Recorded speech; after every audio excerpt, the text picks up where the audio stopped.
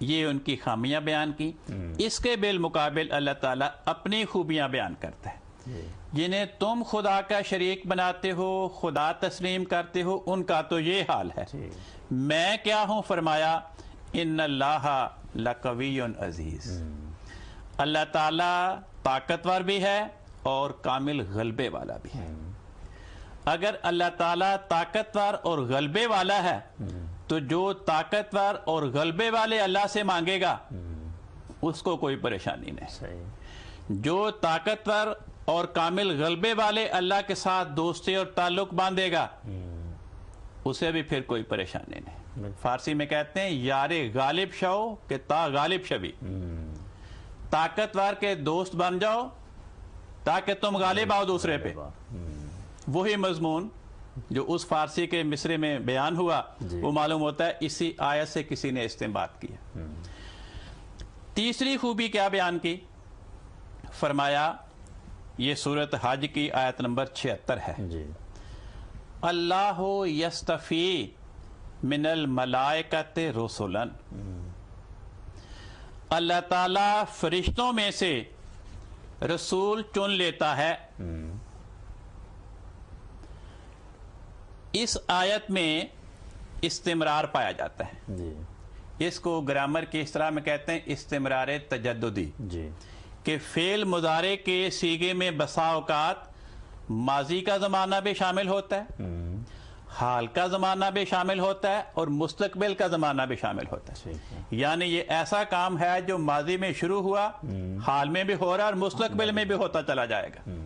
چنانچہ اللہ تعالیٰ اپنی صفت یہ بیان فرماتا ہے کہ دیکھو تمہارے معبودوں کی کمزوریاں ایک طرف، اس کے بالمقابل میری صفات یہ ہیں کہ میں پہلے بھی، اب بھی اور آئندہ بھی فرشتوں کو مختلف کاموں کے لیے چنتا رہا ہوں، چن رہا ہوں اور چنتا رہوں گا.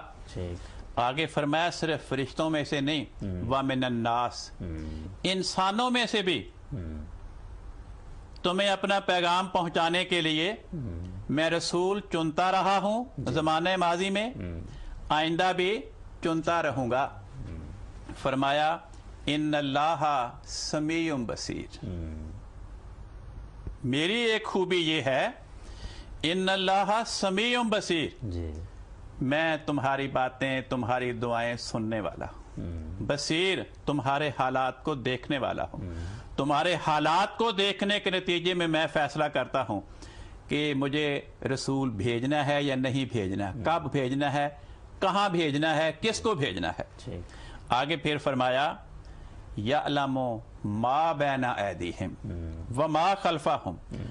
وہ لوگوں کے جو سامنے ہے اور جو ان کے پیچھے ہے اسے بھی جانتا ہے. یہاں بھی استمرار تجددی ہے کہ تمہارے سامنے جو ہے، جو تمہارے پیچھے ہے، میں اس کو پہلے بھی جانتا تھا، اب بھی جانتا ہوں اور آئندہ بھی جانتا رہوں گا.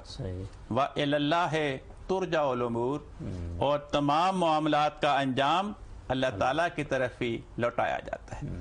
تو اللہ تعالیٰ جھوٹے معبودوں اور خدائی کے شریک قرار دیے جانے والے دوسرے شریکوں کی کمزوریاں بیان کر کے ان کے بالمقابل اپنی صفات میں سے ایک صفت یہ بیان فرماتا ہے کہ میں فرشتوں میں سے مختلف امور کی انجام دہی کے لیے اپنے رسول چنتا رہا ہوں اور آئندہ بھی چنتا رہوں گا. اور اسی جملے پہ اگلا لفظ بیان فرمایا وَمِنَ النَّاسِ، اور انسانوں میں سے بھی میں اپنے رسول چنتا رہا ہوں اور چنتا رہوں گا. تو اس میں مستقبل کا صیغہ بیان کر کے استمرار تجددی کے رنگ میں اس مضمون کو بیان کر دیا گیا کہ جو کام میں شروع سے کرتا چلا آ رہا ہوں یہ آئندہ بھی کرتا رہوں گا. جی صحیح ہے. اچھا مولانا صاحب، بعض لوگ یہ کہتے ہیں کہ یہاں یہ اگرچہ مضارع کا صیغہ ہے جو حال اور استقبال کے معنی دیتا ہے، لیکن بعض اوقات مضارع کا صیغہ ہوتا ہے لیکن اس سے پہلے کانا لگ جائے یا کانا محذوف ہو تو وہ پھر ماضی استمراری کا معنی دیتا ہے کہ خدا پہلے تو ایسے کیا کرتا تھا، آئندہ کا اس میں ذکر نہیں ہوتا.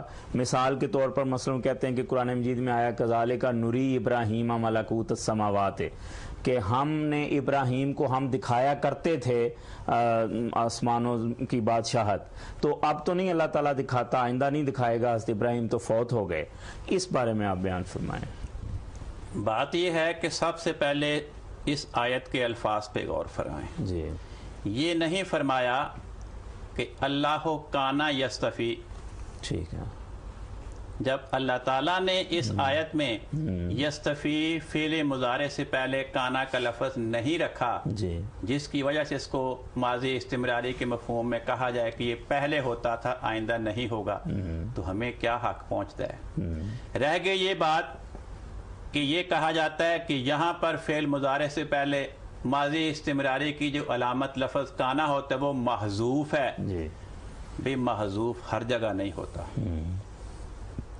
محذوف ہونے کے لیے وہاں پہ کوئی نہ کوئی دلیل موجود ہوتی ہے. ٹھیک ہے. بغیر دلیل کے اگر ہر جگہ کوئی لفظ محذوف ماننا شروع کر دیں تو اتنا اندھیر مچے گا. جی. مثلا ہم کلمہ پڑھتے ہیں لا الہ الا اللہ، اگر کوئی پادری کہہ دے کہ یہاں پر محذوف ہے اور جملہ یوں ہے لا الہ الا ابن اللہ، کہ ابن اللہ کے سوا کوئی معبود نہیں، تو ہم کیا کہیں گے اسے؟ صحیح. وہ کہے گا جی محذوف کا قاعدہ ہے. بھئی محذوف وہاں ہوتا ہے جہاں محذوف وہاں پہ مانے بغیر فکرے کا مفہوم کوئی نہ بن رہا ہو. صحیح. وہ جو آیت آپ نے سنائی کہ اس آیت کے بارے میں لوگ کہتے ہیں، واقعی اس آیت میں کذالک نری فعل مضارع سے پہلے کننا یعنی کانا کا جمع متکلم کا صیغہ وہاں پہ محذوف ہے. کیوں محذوف ہے؟ اس لیے کہ حضرت ابراہیم علیہ السلام فوت ہو گئے ہیں. صحیح. ان کی وفات اس بات کی دلیل بن گئی کہ کذالک نری ابراہیم کی آیت میں زمانہ مستقبل شامل نہیں ہے. ٹھیک ہے. تو اس آیت میں کیا دلیل ہے؟ سوائے اس کے یہ کہیں کہ ہماری مرضی ہے، اور تو کوئی نہیں. دوسرا دیکھیں، اگر تو قرآن کریم کہتا، کیونکہ آیت میں اللہ تعالیٰ نے ترکیب الفاظ کی ایسی رکھی ہے کہ کوئی جو بھی پبلک کو دھوکہ دینے کی کوشش کرے اس کا دھوکہ کامیاب نہیں ہو سکتا. اللہ تعالیٰ نے یہ نہیں فرمایا کہ اللہ یستفی من الناس رسولا، جی، کہ اللہ تعالیٰ انسانوں میں سے رسول چنے گا. آیت کا پہلا حصہ یہ ہے اللہ یستفی من الملائکۃ رسلا، تو جو بھی تشریح اس جملے کی کرنی ہے وہی تشریح ومن الناس کے الفاظ کی ہوگی. بالکل صحیح. کیونکہ اللہ یستفی من الملائکۃ رسلا اور من الناس کے درمیان واو عطف کی ہے. ٹھیک ہے. عربی زبان میں کہتے ہیں کہ جب واو عاطفہ آتی ہے تو جو مفہوم پہلے جملے کا ہوتا ہے وہی بعد والے کا ہوتا ہے. ٹھیک ہے. اگر اس آیت میں یستفی سے پہلے کانا محذوف مانے یعنی ماضی استمراری ہو، جی، تو ماضی استمراری کا مطلب یہ ہوتا ہے کہ ایسا کام جو پہلے ہوتا تھا اب نہیں ہو رہا، آئندہ بھی نہیں ہوگا. یہ بات قرآن کریم اور احادیث کی تعلیمات کے خلاف ہے. جی. کیوں؟ حدیث شریف میں لکھا ہے کہ جب فجر کا وقت ہوتا ہے 2 فرشتے آسمان سے آتے ہیں ہر انسان کے پاس اس کے اعمال کی نگرانی کے لیے. ان کو کون بھیجتا ہے؟ اللہ تعالیٰ. اور وہ عصر کی نماز تک اس کے ساتھ رہتے ہیں. عصر کی نماز کے وقت یہ 2 فرشتے واپس چلے جاتے ہیں اور نئے 2 فرشتے ہر انسان کے پاس اس کے اعمال کی نگرانی کے لیے خدا بھیج دیتا ہے. تو حدیث تو ہمیں یہ بتا رہی ہے کہ اللہ تعالیٰ کا فرشتوں کو بھیجنے کے بارے میں یہ اصول ہے کہ ہر انسان کے پاس صبح 2 فرشتے آ رہے ہیں، 2 واپس جا رہے ہیں. ہر انسان کے پاس عصر کے وقت 2 فرشتے آ رہے ہیں اور صبح والے واپس جا رہے ہیں. جی. اور قیامت تک یہ واقع ہوتے چلے جانے. یہ تو نہیں فرمایا کہ جو پہلے لوگ تھے ان کے اعمال کی نگرانی کے لیے تو فرشتے آیا کرتے تھے، آئندہ نہیں آئیں گے میری امت میں، بلکہ قرآن کریم نے بھی اس مضمون کو بیان فرمایا.